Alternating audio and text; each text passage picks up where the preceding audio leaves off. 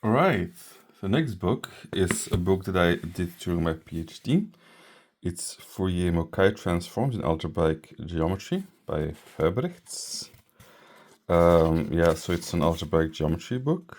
It starts with triangulated categories, derived categories, coherent sheaves, Fourier-Mukai transforms, equivalence criteria, spherical and exceptional objects, abelian varieties, K3 surfaces, flips and flops, derived categories and surfaces, and where to go from here. It's very categorical. It's a very advanced book. I don't think anybody here would really be interested in the book. You can see the category theory here being done. I don't think Crimson will be interested in this. At least not yet. Maybe if he gets more into algebraic geometry, then it could be good. Mirror will definitely not be, despite the name being Fourier. I don't really think it really involves any Fourier transforms to begin with.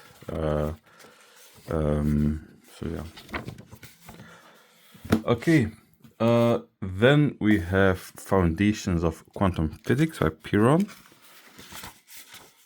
Quite an old book. We have the classical case, the quantum case, realizations, measurements and probabilities, applications. So that's basically it. Pretty advanced book. It requires a good knowledge of classical mechanics. So you see here, it's already being done. Canonical transformations, Liouville's theorem are all already being asked, and yeah, it's quite. It's a good book though. It's a very interesting book. Very very cool to read if you are interested in the foundations of quantum mechanics. You see here. Purely discrete spectrum, purely continuous spectrum states. So I think Mirror might definitely like this kind of stuff. For Mirror, I think it. Well, I guess he misses the classical mechanics prerequisites, but otherwise, I think it's probably ideal. Probably a very good book for him. All right, then we have here a book by Stilwell, Reverse Mathematics, Proofs from the Inside Out. So what is reverse mathematics? You have some basic theorem, some very well-known theorem, like Heine-Borel, about open covers. And basically you want to see what are the axioms from set theory, what are the axioms from the Peano axioms from the real numbers that are necessary. And let's take the weakest amount of axioms that really still give it. So we see here historical introduction, classical arithmetization with Peano axioms and completeness properties, classical analysis, computability, arithmetization of computation, arithmetical comprehension, recursive comprehension, and a bigger picture. So I'm honestly very interested in reverse mathematics. Here, for example, is sequential Heine-Borel, which requires a weaker axiom because it deals with sequences instead of arbitrary actions. But yeah, I'm very interested in reverse mathematics and this kind of logic. But honestly, I don't like Stilwell as a writer. It doesn't appeal to me as a writer at all. I think he's being too. Yeah, no, I don't know. I don't know what it is. It's weird. Yes, he has many books, very many books. He has books on history, he has books on geometry, on the real numbers, but honestly, I don't really like him too much. All right, then we have one of the best books I know, Robert Goldblatt, Lecture of the Hyperreals on Introduction to Non-Standard Analysis.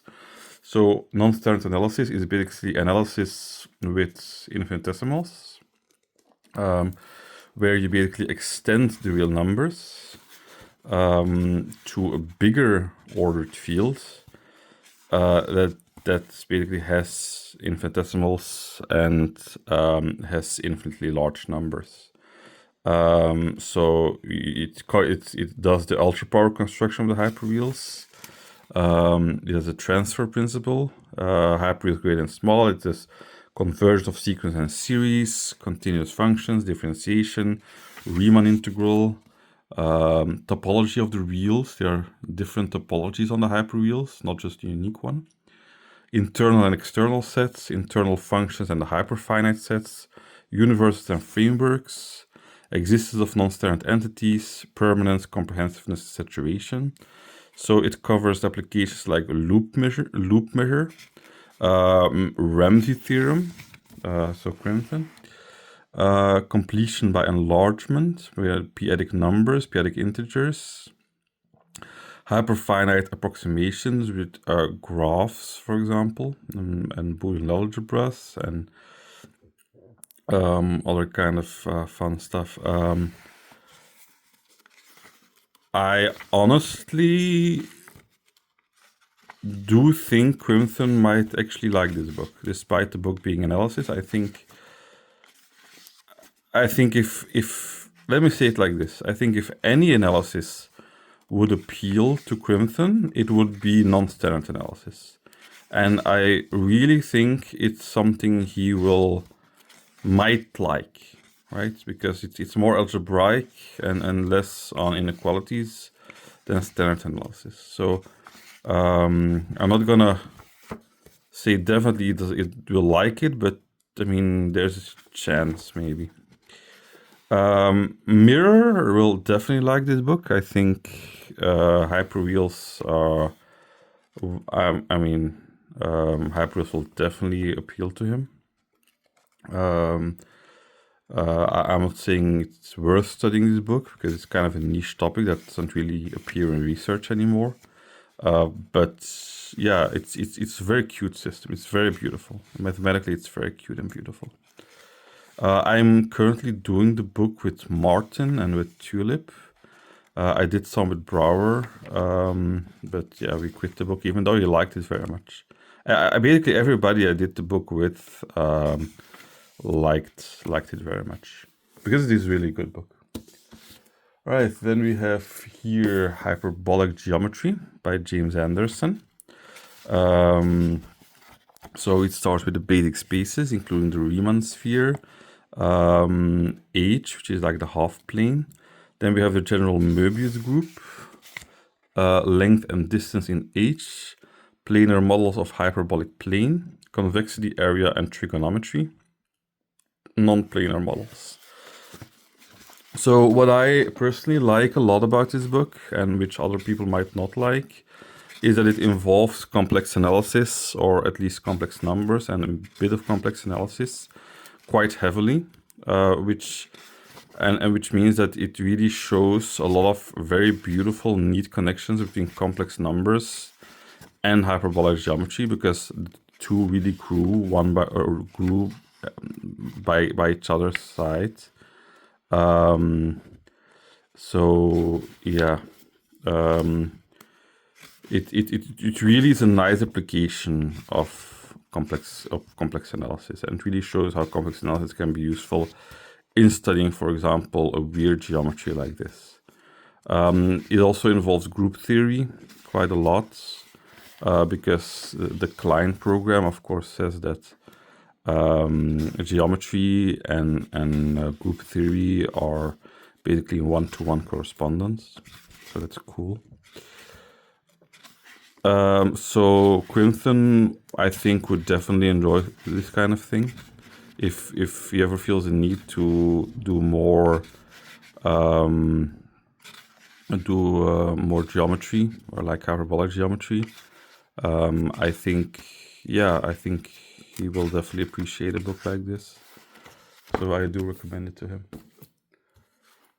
Here is a book, a very small book on Islam, The Fortress of Tawhid. I basically got it as a gift. It's tries to explain some Islamic stuff.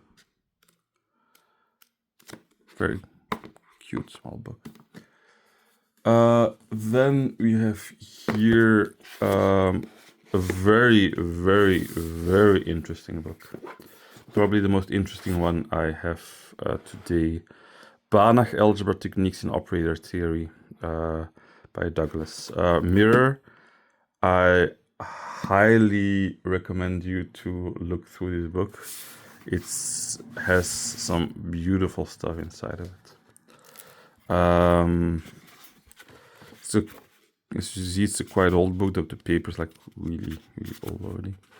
So it starts with Banach spaces, goes to Banach algebras, which does the Gelfand transform, for example, the disk algebra, Stone-Weierstrass theorem, geometry of Hilbert space, operators on Hilbert space and C-star algebra, compact operators, Fredholm operators, and index theory, the Hardy spaces, tuplets operators. Yeah, that's basically it. Yeah, I just like really enjoy this book. I really think it's immensely beautifully written.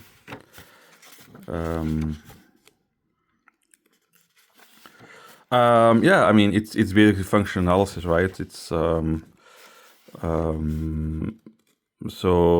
it's probably not Mirror's research era anymore. But I mean I know we still like this kind of stuff. So yeah, I'm thinking at some point to do this with Martin if he's interested in this kind of stuff.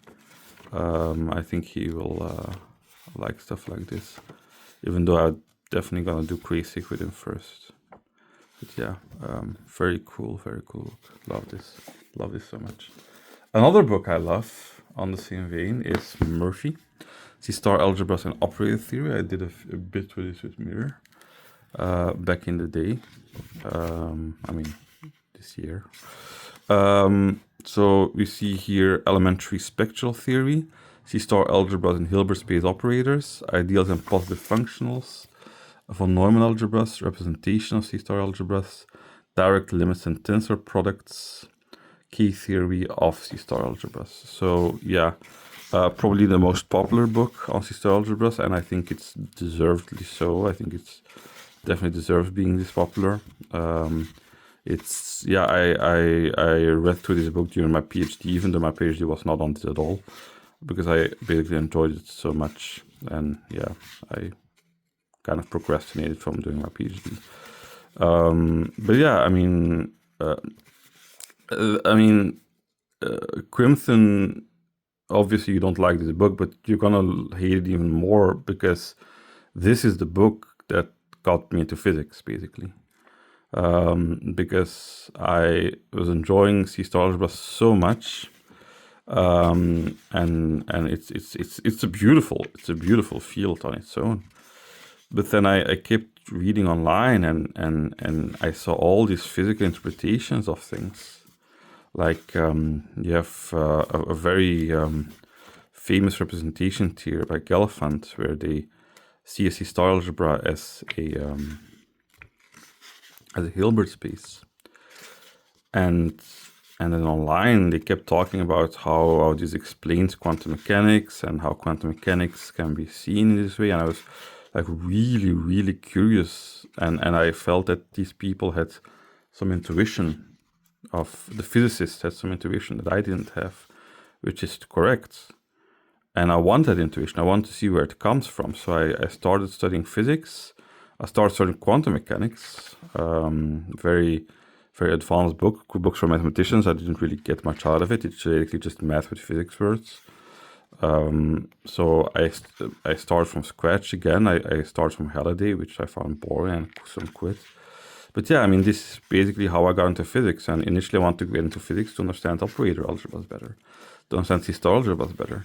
But soon, I just got so into it, and basically, I dropped all math and just do physics nowadays because I think it's so interesting. So yeah, this is the book responsible for that because I enjoyed this kind of thing and really want to understand the physics behind it.